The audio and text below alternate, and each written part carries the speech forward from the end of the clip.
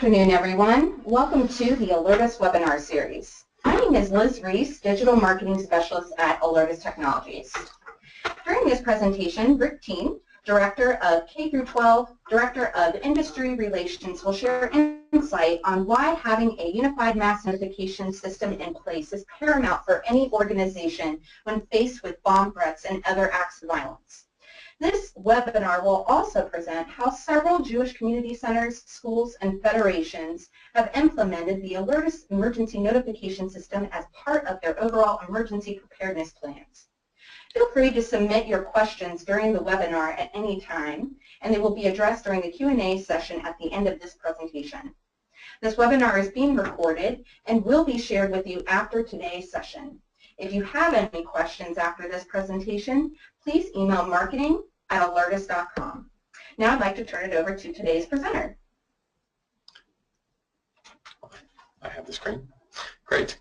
Thank you very much, everyone, for joining us. This is a great turnout, and we're very excited to share this information with you today. This will be overwhelmingly an informational session. We will, of course, be telling you a little bit about Alertus through the process because our panelists all use this platform, and we'd be happy to address any questions and any information that would be useful to you, especially regarding our donation program, which I'll talk about more at the end. But we do have a donation program that has been extended to community centers, of course, as well as Jewish day schools of all types, both colleges and K-12s. Today's focus is on Jewish community centers, Jewish day schools, and a Jewish federation as our operational examples. But of course, our products are used in all sorts of different environments, up to and including the House and Senate and other critical government agencies, large businesses, many colleges and universities, K-12 schools, hospitals, etc. I will be introducing you to our panelists. We're very grateful for their time here today. They not only all utilize our system, but they utilize it in concert with each other, which will also give you an interesting perspective on how different organizations can be tied together in sharing information. I'll go through these introductions very quickly. First of all, we have Amy Gantz, Chief Operating Officer of the Bender JCC of Washington, Brian Johnson, Director of the Office of Security for the Jewish Federation of Greater Washington, and Mark McNeil, the Director of Safety, Security, and Transportation at the Charles E. Smith Jewish Day School. I'd like to ask each of them just say a few words about their organization and anything else they'd like to add regarding just generally the subject of emergency preparedness. And then we'll start going through things in more detail. Amy, we were having a little audio trouble, but are you on the line now? I am on the line. Can you hear me? Fantastic. Great. Thank you very much. We will start with Amy with a quick introduction. Great. Well, as Rick said, I'm Amy Gantz. I'm the Chief Operating Officer for the Bender JCC of Greater Washington. And as with many of us, safety and security is a huge part of my role here at the JCC. And, part of what we do is preparedness and making sure that we are prepared for whatever may come our way at any given time. As you'll see, as we learn more about Alertus and talk about that today, this has become an instrumental part of our response and notification plan. Excellent. Thank you very much. Brian, we'll turn it over to you for a brief introduction. For those who may not know what the Jewish Federation of Greater Washington is, we're a nonprofit organization who, through dollars and advocacy, raises, provides services for things like Jewish education, vulnerable populations. We also respond to a variety of emergencies that occur not just in Jewish communities, but communities around the world. We also look to build inclusion programs. My charge for this task is we look to implement solutions for security measures and processes at over 200 organizations in the Washington, D.C. metropolitan area, which is why I'm on this call today. So thank you for having me. Great. And Mark. Yes, I'm Mark McNeil. I'm the Director of Safety, Security, and Transportation for the Charles E. Smith Jewish Day School. and we're one of the, if not the largest, private Jewish day schools in the country. We have about a little over 1,100 students, about 150 to 200 employees, and myself, Brian, and Amy were kind of all in the same geographical area, which kind of allowed us to get together with the Alertus implementation together. Excellent. Thank you. Thank you very much.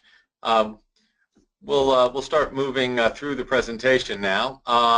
So a little overview of what we're going to cover. I will give you a very brief, as possible outline of the Alertus platform, just because it will be instrumental in understanding some of the references that myself and the panelists will make as we go forward, referring to things like desktop notification, alert beacons, panic buttons, LED marquees, etc., as part of their overall plan and strategy. But we'll keep that to a minimum. We then will talk a bit about understanding, just your alerting environment. That'll obviously be unique for all of you, but you probably will have things in common with our panelists today and other customers that we've worked with over the years.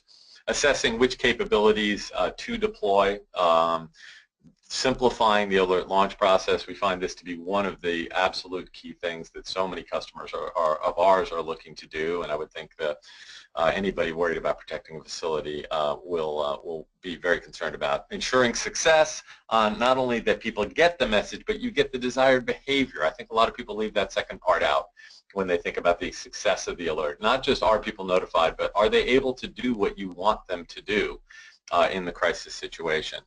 Ensuring that you have adequate coverage throughout your facility or facilities, and then of course we will talk about questions. So as we move forward here, I'm going to give a very brief overview of the Alertus platform.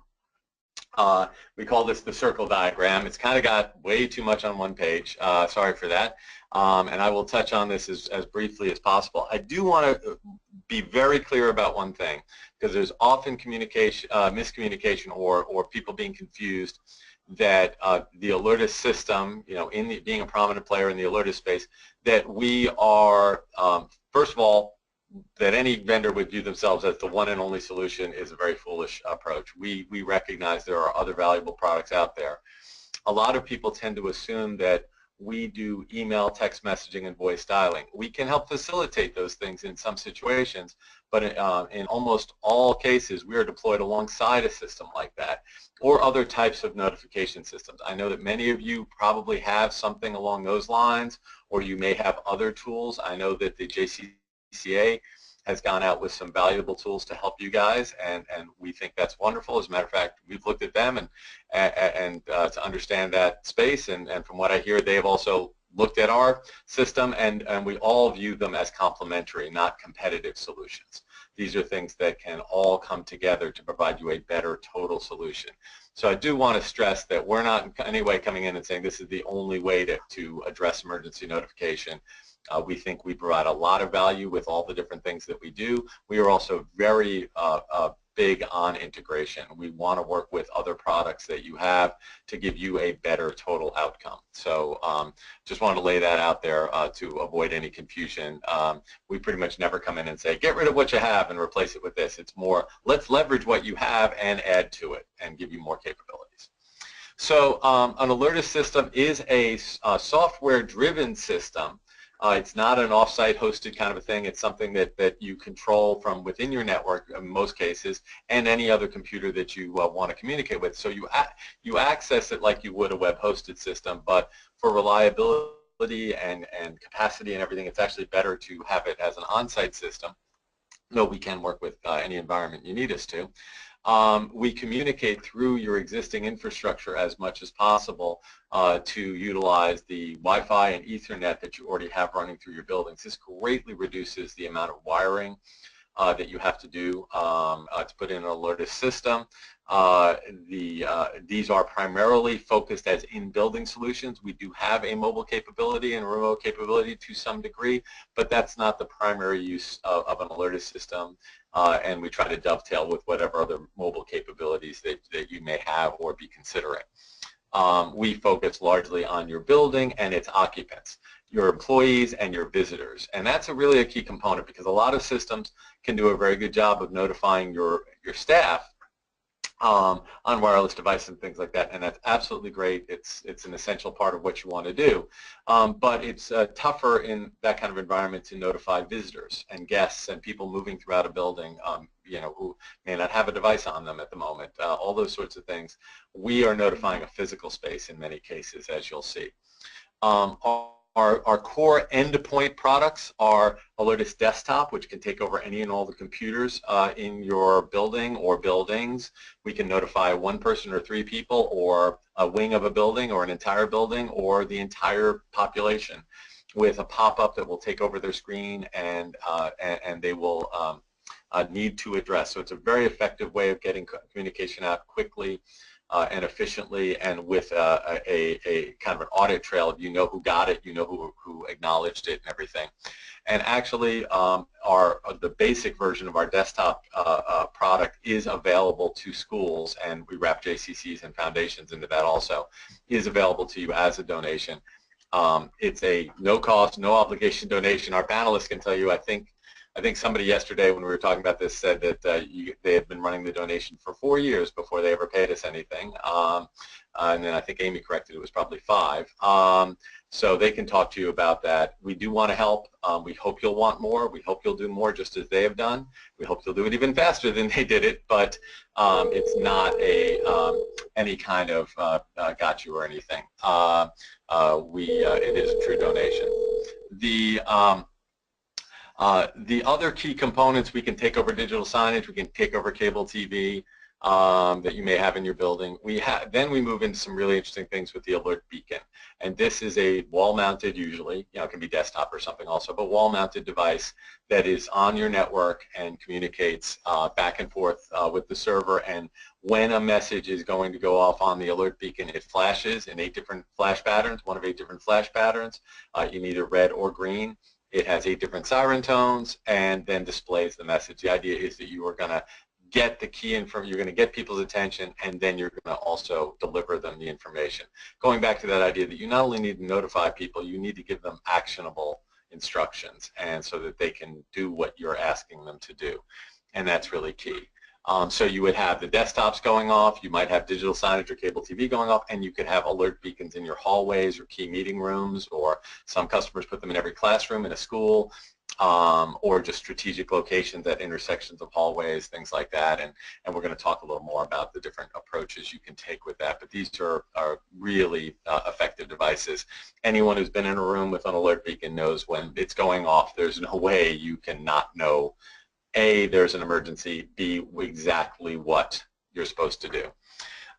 Moving beyond that, we also can take over building PA systems, or provide a very inexpensive PA alternative if you don't have one. We have either a whole building interface, or we have individual speakers that you can combine in order to give you a text-to-speech PA capability into those spaces. So any message, whatever you want it to be, typed from scratch or pre-scripted or some combination, can go out and be read in a calm, clear, either male or female voice throughout your facility, just with the push of a button, which does kind of lead us to our panic buttons. I should mention LED marquees first. Actually, LED marquees are just a larger sign for auditoriums, cafeterias, gymnasiums, entranceways. The panic buttons, we have several different types, wall-mounted and under-the-desk panic buttons, and they can connect either to a nearby alert beacon or to any computer that's running our desktop software, and that would enable you to launch alerts in seconds. We're going to talk quite a bit more about that, so I won't go into a great deal of detail at this point. We can also interface with fire alarm systems. We can interface with access control systems. We have an ability to take over VoIP phone systems. Nobody does all of this, but you can pick and choose the elements that are important to you. So we can leverage those VoIP phones and have a message pop up and take over. We do have mobile apps, one for launching alerts for key decision makers, and one for everybody else to receive alerts as push notifications. And that app also can be utilized to, we have a panic button capability that also can, if you wanted to, track your location. So if you hit the panic button on your smartphone, your iPhone, Android, whatever, iPad, and hit that panic button, not only will security or whoever you as the customer decide to route that to be notified, but the individual's location will also start being tracked so that you can go render assistance. We do many other things, but I'm not going to get into all of them right now. We integrate with just about anything. We have automated weather feeds, all sorts of other interesting stuff. But and also, by the way, outdoor giant voice capability that is absolutely fantastic and very inexpensive compared to other outdoor voice capabilities that could actually blast your whole outdoor campus. And we're talking with some facilities about that need for summer camps and things like that. So I'm going to move forward here and talk a bit about really get into the meat of our program. Thank you for putting up with that little bit, and hopefully it'll be useful for you. The first slide we're going to talk about here is about understanding your environment and your existing resources. None of you probably have nothing that you can use for alerting now, but you may have a variety of piecemeal capabilities that may or may not work well individually, and you probably need to launch them individually also, which can take quite a while. So I'm going to have Brian speak a little bit about some of the analysis that he went through in assessing various systems and the capabilities also of not only the Federation itself, but the partners that he knew he wanted to bring into this umbrella involving the JCC, the day school. Also, we also have as part of this system, Brian, you can mention some of the other elements too who aren't speakers on this particular panel, but mention some of the other usage models like the Hebrew Home and all. So I'll probably jump in, Brian, you know me, but I'm going to turn this over to you to talk a little bit about some of the things on this slide. Sure. So just to lay out the campus, it's a 57-acre campus in Rockville, Maryland, urban type of environment. When I talk about the campus, I'm essentially talking about 6 organizations. We have a very large synagogue, B'nai Israel, the lower school of the Charles E. Smith Day School, a very sizable Jewish community center, the Benner JCC, and then a Jewish Social Services Agency, which is not large in terms of its physical building scale, but large in what they provide. Formerly Federation was on the campus, even though we no longer are. And as Rick, as you mentioned, it's the largest elder care facility in the Mid-Atlantic region, which is the Hebrew Home. The impetus to really move forward with a more robust communication system probably came from the Kansas City Overland Park Community Center and Elder Care Facility shooting that occurred in 2014. I remember when that occurred, I was sitting in my office, and as I looked out my window, I could see the community center and the Hebrew Home, which is unfortunately where those folks lost their lives. So, of course, we had already been taking a look at, systems for cross-campus communication, what would be the largest benefit. But when you go through that particular incident, from the time of the first shooting until the perpetrator was apprehending, you had about 45 minutes of time that went by. And through talking to folks with the police department and through the folks there in Kansas City, they beat themselves up pretty good. It was actually a tremendous response all across the board. Folks did the best they could, but they were also in a position where they were looking to say, how could we have mitigated the damage anymore, as any responsible party would. So with all of these agencies being involved, Rick, you kind of talked about a thing earlier, and on this slide I have silos, and what I'm really talking about is a lack of integration across the campus, because all of these agencies are independent unto themselves. They have their own operations, their own procedures, and candidly their own goals as it relates to physical security, just because even though they're geographically very closely located because of their missions, they're trying to accomplish different things. So what Alertus has really allowed us to do from a communication standpoint is eliminate those silos. So by simply having a single server where the Alertus system is stored and having all of those organizations connected to that server, it allows them the ability to say, hey, for my specific location, these things may only impact my organization, but for something large scale, the low likelihood, high impact type of incidents like an active shooter, it gives us the ability to immediately get out the information as fast as possible. And that's to, all persons. And we have, of course, on a daily basis, just given the size, thousands of people that are on the campus.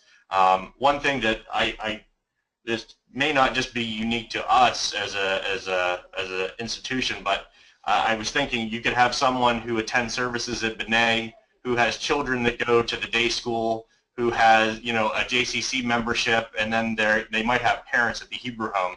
So we're all really interconnected in this way. So when you have an incident that takes place, the people that are on our campus have a lot invested into it. So obviously it's critical that we're able to communicate them direction on what they need to do to keep themselves safe, but also information quickly on what is happening. And clearly from what you described at the beginning, Rick, it gives us the ability to do that. Fantastic. Just to touch on one or two things, I'll mention them, Brian. If you want to add anything, feel free. A couple of things that I think are key that you had mentioned here. The restrictions on use of fire systems, just so in case anyone doesn't know, in most jurisdictions there are rules that say the fire alarm is only to be used for fire. Now, look, if I'm in charge of a building and I want people out and that's the only method I have, tomorrow I'll use it and I'll take the grief after the fact. But there are good reasons why that's not the best way to do things, and having a mass notification system alongside your fire system is now the rule. You don't have to have an M&S, but it's now recommended. It's in the fire codes and things like that, and that's kind of where we fall. So we can certainly help with that. PA systems, people have issues all the time with intelligibility and all of someone nervously, unfortunately, shouting into a PA microphone in a crisis. So we try to help with some of those things, and we also do some things with notification to 911 that we can help you with also. So just a couple of things to touch on there in addition. Moving forward, talking about integrating the solution into your organization, that's something that we run into and try to help with as much as we can. Helping. One of my rules of thumb is a new solution should never force you to change your protocols. But a new solution is a great time to examine your protocols and realize that, different ways that you might want to consider doing things. So we never try to walk in and say, oh, you got to change all these behaviors because you're going to deploy an Alertus system or any other type of system. But it is a great time to step back and say, wait a second, how do we do things in the past? And now that we have new tools, how do we do things in the future? And so we want to help you do that, and even we get a lot of great experience of our customers helping each other. Hey, who else has done something like this? And we'll introduce two people, and somebody in Connecticut starts talking to somebody in Maryland, and they share ideas and things like that. So just a couple of key elements here. Obviously, building your notification plan into your overall emergency plan, having as many standard operating procedures as possible with flexibility. Do as much planning as possible, then as much exercising as possible, and then go back and adjust, based on what you learned. One that people miss a lot is inform and educate your target audience. What should they be expecting from you in a crisis? I see people miss this one all the time, and it causes confusion and everything. And going back, I guess I kind of already mentioned this, have as many procedures as possible pre-planned and in place, and if possible, technically hardwired to ensure that no one is missed.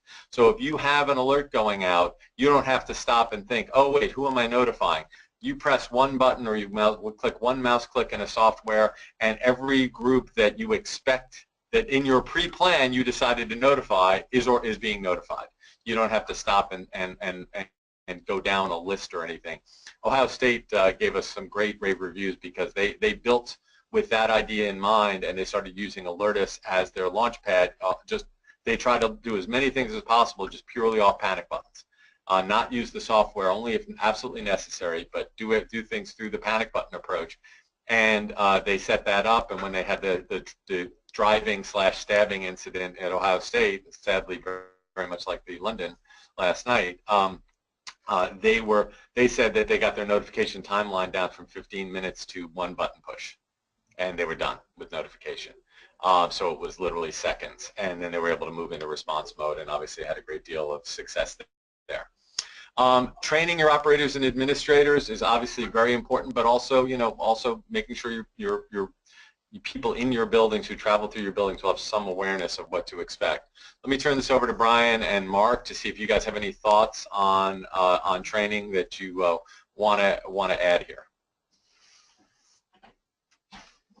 Yeah, go ahead, Mark. Yeah, we'll let Mark go first since Brian already went. So, yeah, we have quite a large number of users that will eventually be trained on the system, and some of those are just recipients of emergency messages, but a lot are also initiators of emergency messages. So we're working through that process now where we're bringing the system online in a systematic way, and we'll each have our own detailed user and system training as we go along. But one of the real benefits of cross communications among each of our campuses is also the fact that we can also use the system internally for a multitude of different events that may happen at an individual facility where our other partners may not really have the need to know, but we can certainly still use the system for notification purposes internally and separate from cross-campus communications. So there is a lot of training and familiarization that needs to go on just with our own internal procedures, but then also procedures about what happens in the event of a major incident such as an active shooter or a severe weather emergency that affects multiple campuses, multiple buildings, where we each have to know what each other is doing in those particular situations. So there is a lot of familiarization training that has to take place. There's a lot of knowing what each other is doing in those particular situations. And at the bottom of the slide, it really hits as to one of the main reasons why we like the system so much is the fact that it takes the human factor out of that notification process. And I think Brian and Rick touched on it clearly in the beginning that we know in an active shooter situation or a high stress situation or environment, the last thing we want is folks to try to keep their composure to make a lot of phone calls for notification. And this system takes care of that. As Rick mentioned, Brian mentioned, we could push a button in a particular scenario and that notification takes place. And I think we'll speak to it a little more in the future, but although we're in the same geographical area in our location, we have a multitude of buildings. And, our folks are in different buildings, even at the school. We're in two different campuses, two different buildings that are a few miles apart. And our leadership team is not necessarily at any one building at any time. So having the ability to let everyone know that something's happening in another building almost instantaneously takes that human factor out and assures that notification takes place in a timely fashion. Brian?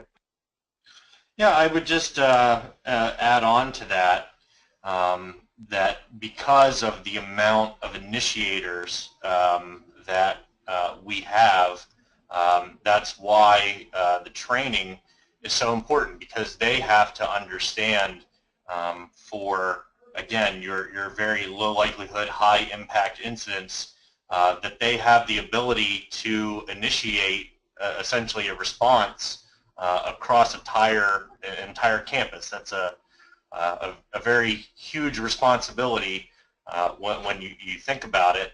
But at the same time, it's also the most effective method to minimize potential damages that you could possibly have. As it pertains to the training, certainly there is a little bit to having familiarity with putting out specific messages. So if you had a very unique or a very dynamic situation, there may be some time where there had to be a thought process of that message that you're going to put out. But for the type of incidents that we're really focused on and we want to get out quickly, having it on that one button, having everything pre-planned and having everything pre-coordinated, it doesn't really worry me at all that there would be a potential mistake made. But that is why the training is so important.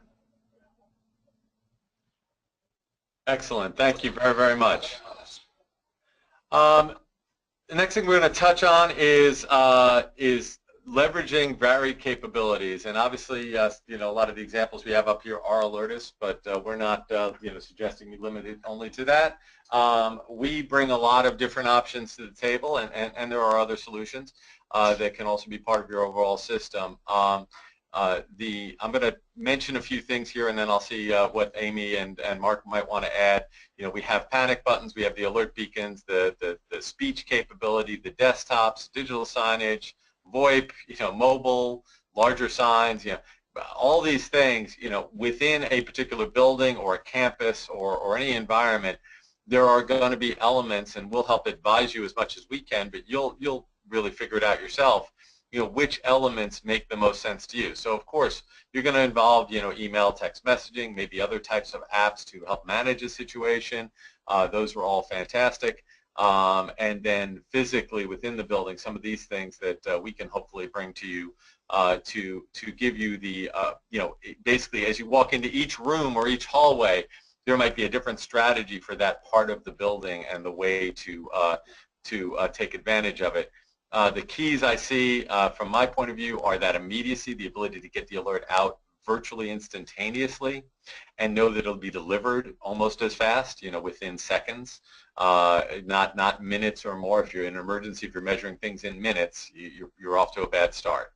The combination of sound, visual, and engagement, having something that people can really grasp and understand. This is why things that the terms I use are alert and notify. The alert things are, you know, tornado sirens, fire alarms, flashing strobe lights. Great, something's going on, but unless I'm trained as to what that means, I don't really know what. Sure, we understand fire alarms. If you live in the Midwest, you understand tornado sirens, but for a lot of things, it's more complex than that. Notification, these are things that give you detailed information, but they often lack the urgency of grabbing your attention. So we try to do alert and notification in everything we do, so you get the urgency, that flash, that sound, something that makes you stop what you're doing and pay attention, and then we deliver the specific instructions that your emergency manager is trying to communicate to you. Let me turn over to Amy and then Mark, if you have anything to add after Amy. Not obligated, obviously, for either of you, but I thought you both had some thoughts on this slide. Sure. Thank you, Rick.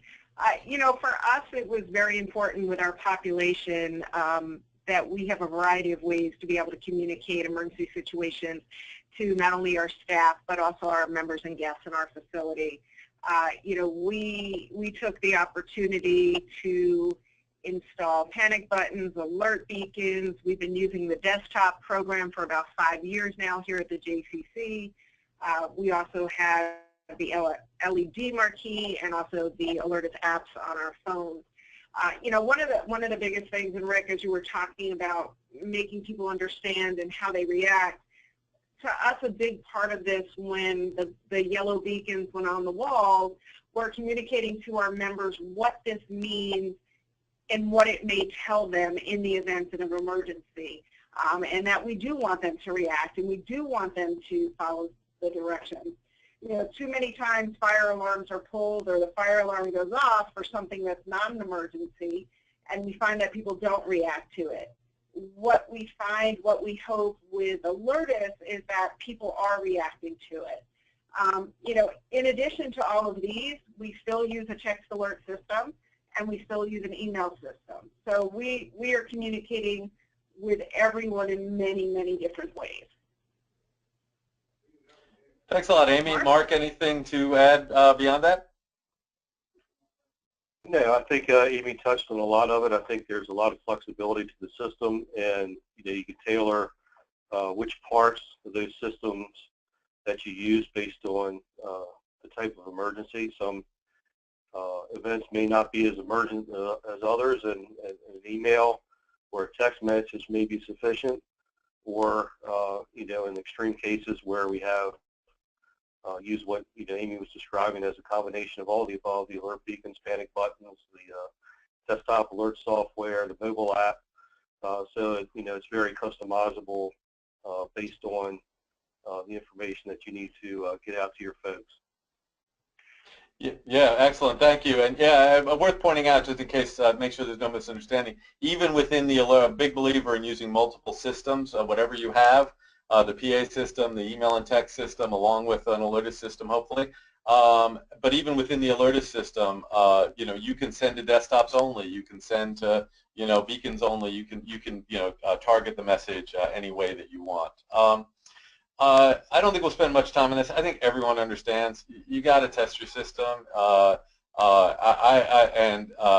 and really as effectively as possible. If you're doing a building system, try to get some observers around the building to look at different elements of how people react, look at the technical responses that you get, evaluate your technology, evaluate the human element, have a session among your leadership, a hot wash after the event. And so try to analyze it from every possible way. I also am a big fan of what I call non-emergency emergencies, which are things like either things are going to happen. There's a marathon that runs by your building, or something like that you can pre-schedule. Okay, this is going to be a headache for us. Hey, let's turn it into sort of an emergency exercise. They did a brilliant one here in D.C. years ago, wanted to test evacuation, and somebody brilliantly had the idea, hey, 4th of July fireworks, people trying to get out of the city is always a nightmare. So let's actually run an exercise and pretend it's a citywide evacuation and see what we learn from that during the, right after the fireworks go off. And they learned a ton. So leveraging actual events, severe thunderstorms. Hey, we haven't used the system in a month, and we usually don't send out alerts over a severe thunderstorm. Let's go ahead and send an alert just to see, how it works. You're not going to hurt anything. So lots of interesting things you can do to take advantage of testing capabilities and everything. We're going to move now into sort of the actual, live usage. What do? You just had a crisis. I talked about the Ohio State example. I think anybody who's been through an emergency can tell you that, you kind of feel like a little bit like the guy in the picture here, okay, I've got all these things, and I have tested and I have exercised, but now which one am I doing in which order, and trying to put these puzzle pieces together, and that's a big part of what we try to do in the panic button, or even just the mobile app or any of our other approaches, is to try to give you one cohesive way of getting alerts out very quickly. We still have tons of flexibility, but as much as possible, having things streamlined to launch alerts quickly. Brian, any thoughts on this? Because I know something you and I have discussed in the past. Just to say that when these emergencies occur and you have so many stakeholders involved, my experience has generally been that the focus in the hot wash or the after action is not on the outcome of said emergency as much as it is as were we notified of the event in a timely fashion. Much like in law enforcement, people aren't always as focused on the outcome of the incident as they are how long it took the police officer to arrive to get to the scene of the incident. So with that being the case, everything we've talked about thus far has ensured us that will not be a topic of discussion in the after action. Very well put. I'm going to show a quick demonstration here. Let me pop out of this for a second, and everybody should be able to see my screen here. I'm just going to pull up just a quick video of what it looks like when an Alertus system is going off, so you guys can see, just give a sense of things here.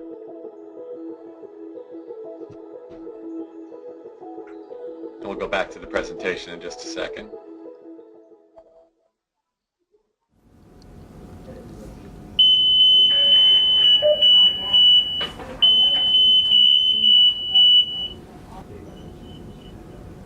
intruder lockdown is in effect. Proceed to a secure location on the interior of the building, away from doors and windows. Await further instructions.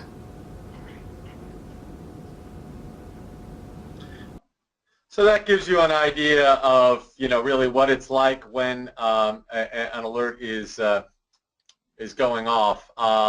You've got the sound component, the visual component, clear, precise instructions, all of that combined to hopefully get the result that you want. And all of that can be done, from the software or mobile app or anything, or panic button. And again, that can also tie in. This could also trigger your email and text messaging system if you wanted to.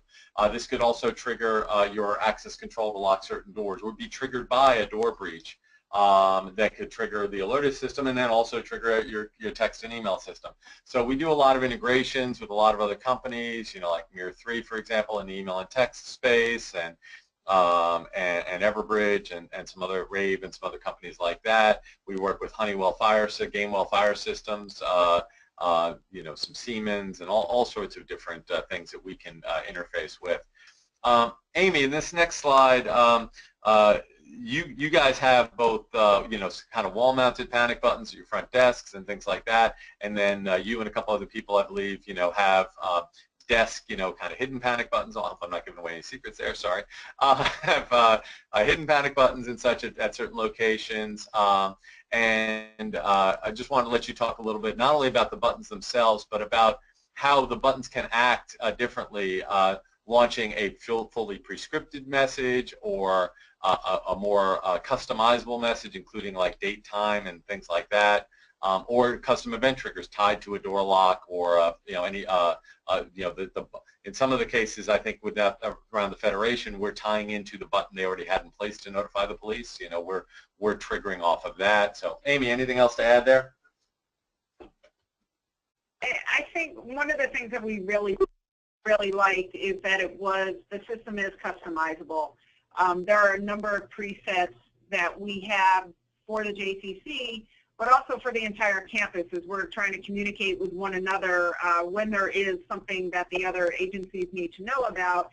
But having the ability internally to go in and adapt the message to what the situation may be. We may have an evacuation, and our staff know our standard procedure that tells them where to go, but in this event, it could be we need them to go to a different evacuation location.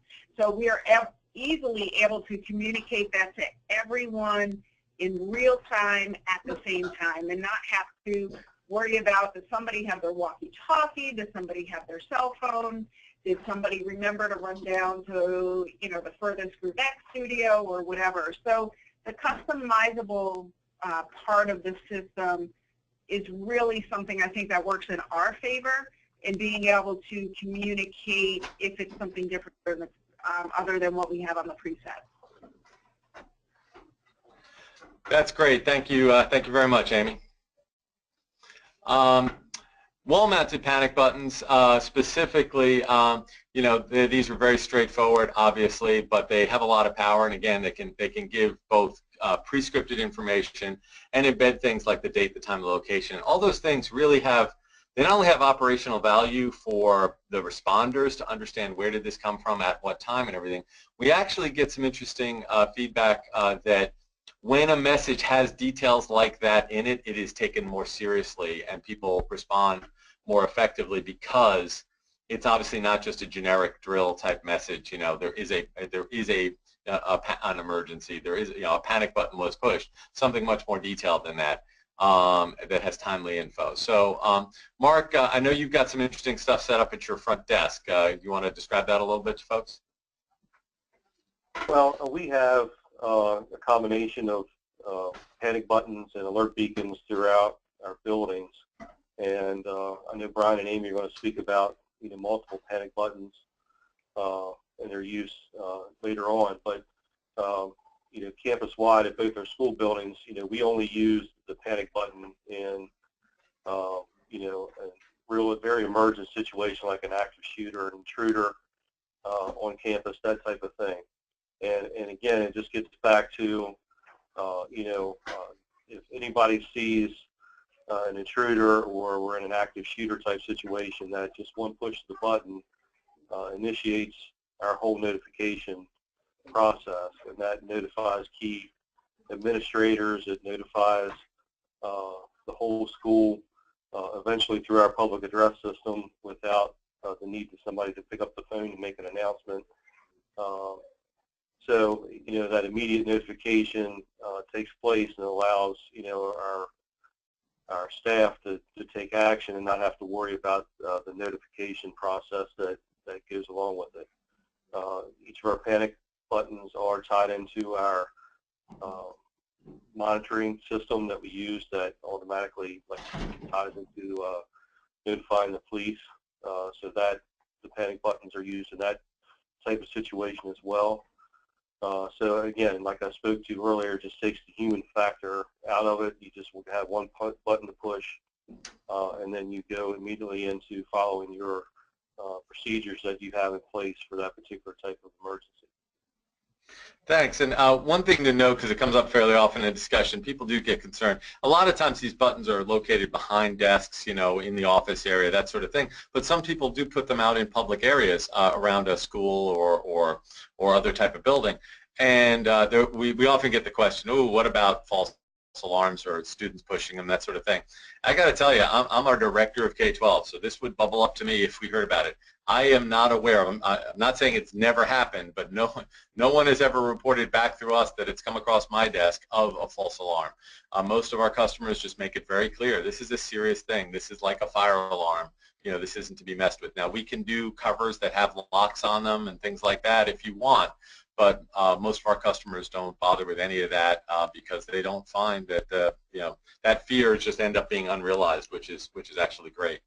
I'm just going to mention very quickly here also an under-the-desk panic button kind of capability, and this can either plug into a nearby alert beacon or can just very simply plug into the nearest computer via USB. And this gives you a very inexpensive way to get a panic button capability out throughout your facility. I mean, we have customers, some customers want to put them in every classroom. And that gives every teacher a panic button capability. We also have the mobile aspect. There's also a key fob version of this that you can use locally to to be away from your desk and just something on a lanyard or something to launch an alert. So there's a lot of great capability you can do with that. We also have a desktop version where on the screen. So this gives you a wide range of capabilities. If somebody comes into the building with a weapon, there's no reason to be subtle, right? You hit that button on the wall, and you then either confront them or hide or whatever your protocols say that you're supposed to do. But the notifications have gone out. But if it's a more subtle situation, somebody comes to the front desk and they're just acting strange and agitated and demanding to see the director or whatever, you could on your screen say, oh, let me check her schedule, and pull it up, and you're clicking a panic button, or you're reaching under the counter and pushing that panic button. And those can be set up differently so that maybe nothing goes off right there locally in the office. The rest of the building's being put into a silent lockdown or silent evacuation, but the person across from you doesn't know that you've hit a panic button. And that can be another key element that you can do to give you that kind of flexibility. It could also be notifying the police or a security office or anything like that. We also have the Alertus mobile app panic button. This is most commonly used for an individual in distress, though it can be used for a larger alert. But mostly this is an individual in distress and saying, I need help. And then also, like I think I mentioned earlier, tracking the location can be key there. Brian, I know definitely want you to talk about this. This is a kind of a command center approach. A lot of our customers do of trying to simplify the alerting process and actually having an array of buttons to really simplify it down. I think you have 4 or 5. We have customers who have as many as 6 or 7 buttons, each labeled, maybe even a laminated card next to them to explain what's going to happen. And that way, you just can act incredibly quickly. Brian, why don't you describe a little bit what you're working on there? Sure. We're very fortunate on the campus, along with our police support and our individual security staffs, to also have a 24/7 third-party guard force. And when I say command center, I mean that means different things to different people, but really you're looking for a central source where information is coming in and also information is going out. Now, it doesn't happen in all instances, but certainly with certain types of severe instances, your first responders are the one who are observing, said emergency taking place, and they're going to have to take action very quickly. And by having this, I know for a long time, Rick, we called it the 5-button approach, but given my contractor with the federal government background, I had to have an acronym for it, so we called it BSCAM. That's our new terminology, but it's pretty straightforward. It's a bomb threat, severe weather, contaminated outside air, active shooter imminent threat, and missing person, missing child. Collectively as a group, we decided that those were all types of emergencies in which everyone on the campus, would need a very swift, a very quick notification to give the best response possible. So that's the reason we decided to go with 5 buttons for our particular campus. But I would just add on that, the real obvious reason for the button is you're trying to take away fine motor skills and just leave them to gross motor skills in an emergency. I think that's pretty obvious, but there's nothing more gross motor skill than smashing a button. That's a great way to put it. Thank you, Brian. Yeah. We've kind of already covered this, just a lot of the things that we can do that we can hopefully help you with. I think for facilities like JCCs, JDSs, and really almost any type of building, but particularly any school environment, daycare environment, the JCCs with gyms and auditoriums and everything. This combination of the most commonly used features are the alert beacons, the LED marquees, and the text-to-speech capability, and then, of course, the panic button, which we talked a great deal about. That's really the heart of most of these types of systems. And when we talk about a deployment model here, I'm going to have Amy and Mark, you can feel free to chime in too, because, and of course Brian, but I know, I've done walkthroughs with both Amy and Mark on their facilities, and this is just a sample. By the way, this is not one of their facilities. I just grabbed a generic one from another presentation. This kind of shows how if we look at a floor model, and a lot of times, we will do a walkthrough. A lot of times we do a virtual walkthrough with your floor plans and on the phone with you to discuss what is where in your facility and how we want to, what your concerns are. And so you see, for an example, here is a fairly small, just floor of a building. And, just a very simple approach to say, well, down this hallway we want an alert beacon, and down this other one, and then in the whatever that is, the Schiller Court or whatever, we need one, and then, and that's what we do. The key points are visibility, key locations, places that are critical to your operation, visibility overall, so can people see it from anywhere up and down that hallway or whatever, audibility, will they be able to hear the alert beacon, the speaker, whatever else you want, to give you that overall coverage. The element that a lot of people forget is the evac or lockdown approach, which is what are you trying to get people to do, and then where you place the beacon or the speaker or whatever, we'll probably want to play into that. So I tend to, for example, in a classroom, I'll tend to put it by the door, would be my recommendation. Some people say, well, why not put it up by the whiteboard if the whiteboard's on the opposite wall? A valid place to put it. I like putting it by the door because if the messages get out, I don't want people moving to the front of the room and then trying to go out the back door, right? They're going to run into each other. I want people going towards the beacon, reading the beacon, and going out the door. Also, in a panic, people might tend to self-evacuate. If the message is locked down and that beacon is right by the door, they're going to see that as they go to egress, and they will hopefully recognize they're not supposed to go out the door and lock down. Amy, you did a very extensive walkthrough with us. Any thoughts, from that experience? I think the key point, Rick, that you've already pointed out is the location of where you're putting the beacons and the visibility to the people in your facility. Having somebody go to the front of the room, to go to the back of the room, to get out, just really doesn't help with the flow. I believe it's really important to make sure that in as many locations as possible, you can have the beacons, you can have the LED marquees. We have a theater, we have a large gymnasium, we have swimming pool. For us, the alert beacons weren't going to work in those spaces. So we did go with the marquees so that it could alert people when need be. In our theater, the LED marquee is not lit all the time. It will only light up when it's activated because we knew it would be a distraction to the patrons who are in the theater. We do have an alert beacon behind stage, so those behind stage know what's going on. We unfortunately didn't have enough money at the time of our original install to put beacons in all of our classrooms because we have quite many of them. So we put them in key locations that they could be heard by multiple people within those areas. And when I say, you know, we purchased some, not all, I think, Rick, correct me if I'm wrong, between our alert beacons and everything else, we ordered over 45 alert mechanisms, I believe. Definitely right. That's if I had to guess, I'd put it right around that number. Yeah. And at this point, you know, we feel pretty confident with that amount, and you know, hopefully we won't have to use it. But as we do use the system and continue to test the system, you know, we'll see is there an area that we've missed. You know, Rick laughed one day when we were doing the walkthrough, and in our catering kitchen, I said we need one in here. And he just looked at me and said, wow, not many people think of their kitchen. So you really have to think about the spaces where people are and where they may not hear the beacon if it's not within their space. So that'd be one of the important things I say is really look at your space and understand what takes place in that before you make the decision to say, okay, we're going to put the beacons here.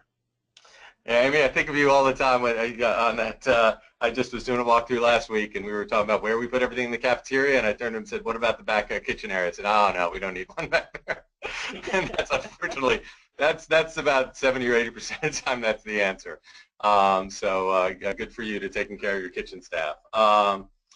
Fantastic. I do want to stress the Alertus Desktop Donation Program is available to any educational institution, K-12 schools, colleges, daycares, JCCs do qualify, and due to recent incidents, we're really being liberal in that definition to encompass federations, things like that, as part of the donation program, at least for now. And when I say for now, once you have it, it will always be a donation. We may not continue to offer it, but anybody who takes us up on it now will always have it as a donation capability. It's a very robust capability. It just doesn't have all the advanced features that our full version does, but it works extremely well, and you can be up and running literally in a day or two with this. And we'd love to help as many facilities as we can. Our belief is our products will speak for themselves, and down the road, you know, most of those people will end up funding this donation outreach by adding equipment, and those who don't, you know, that's fine. They've been funded by those who do.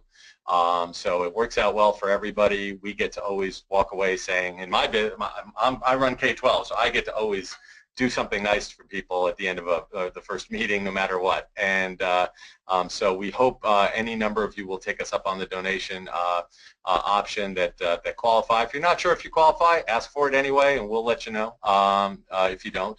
But if you're a school or a daycare or a college or a JCC or anything like that, you will qualify. And again, there's no obligation. We hope it won't take you 5 years to add equipment, but if it does, that's fine. If it takes you forever, that's fine too.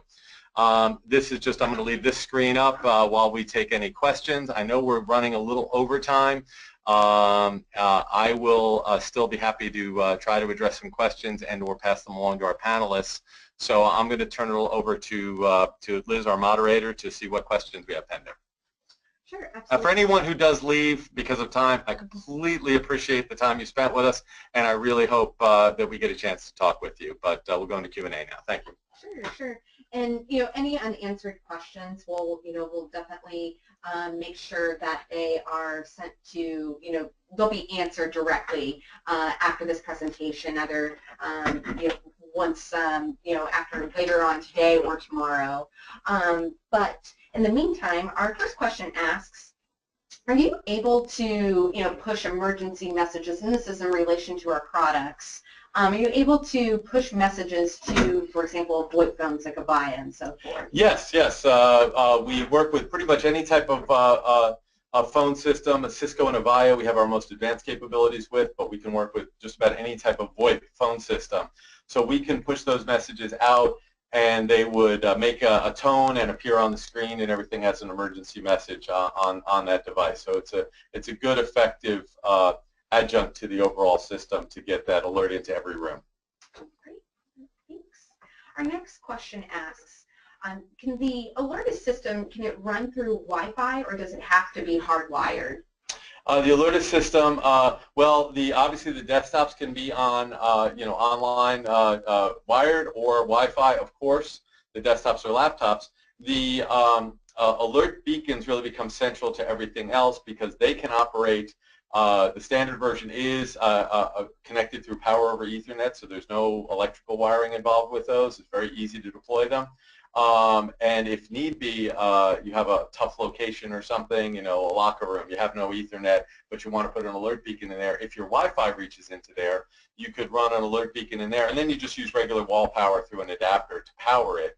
They do have backup battery power, but that's only meant for a couple of days at max.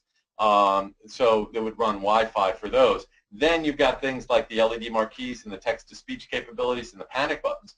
They all connect to either a computer or an alert beacon. So they can all then, they're basically leveraging the IP network also as an extension. Okay, great. Thanks.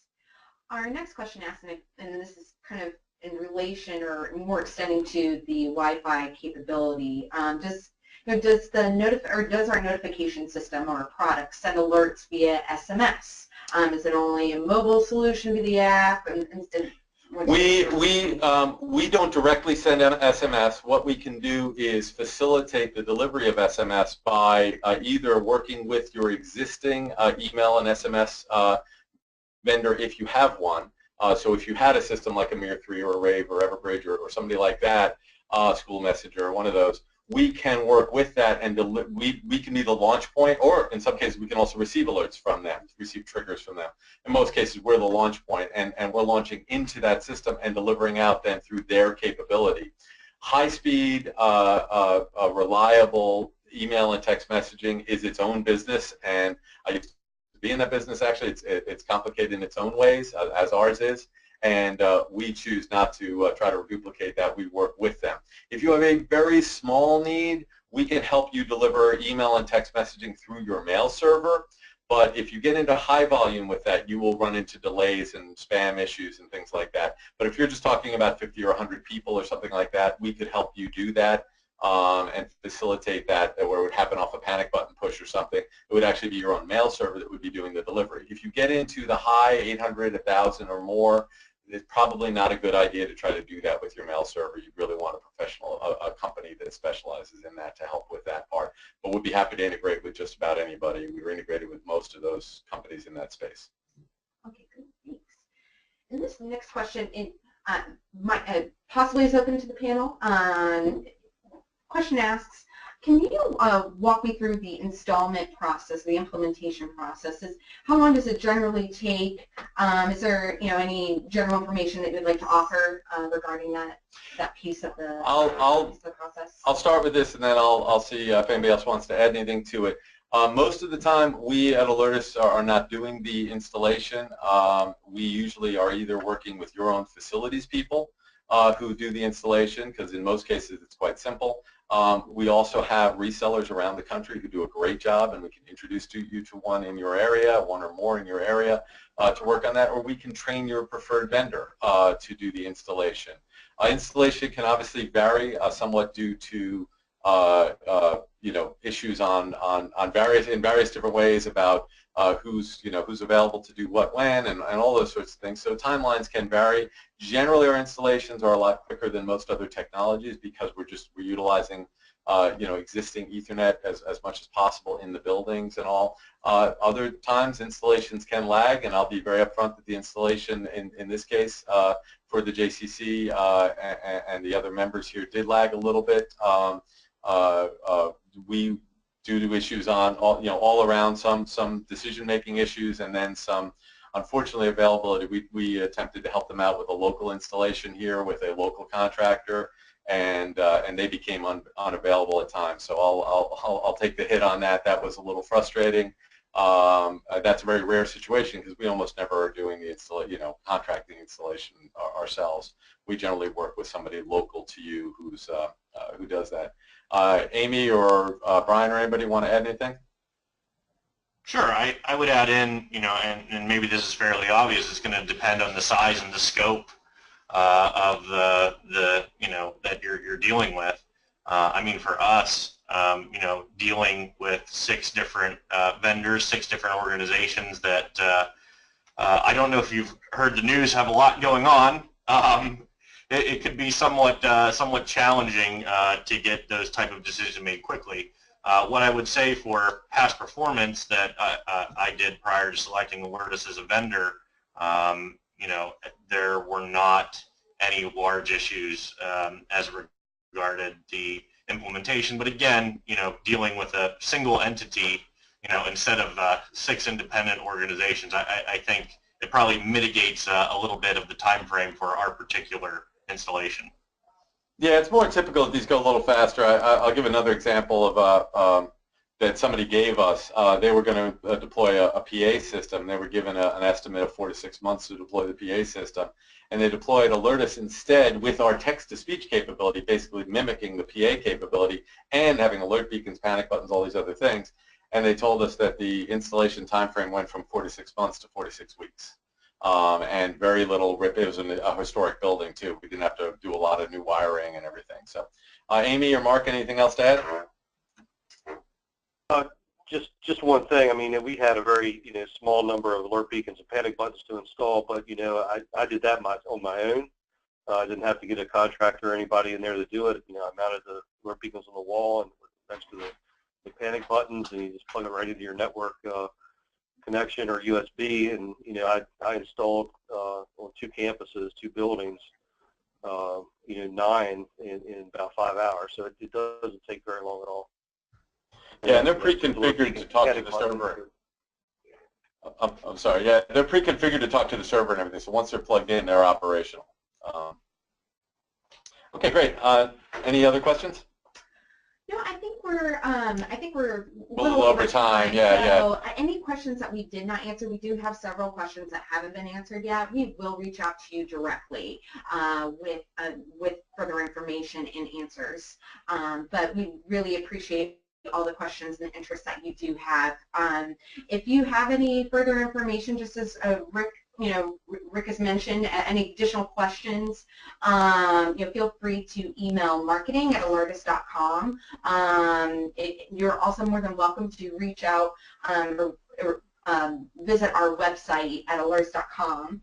And to see future webinars, you're more than welcome to visit alertus.com/webinars or webinar series, and you can see the full schedule from there. But we greatly thank you for definitely your energy and your time. Many thanks to our panelist speakers this afternoon as well, and we look forward to meeting you again soon. Thank you very much, everyone.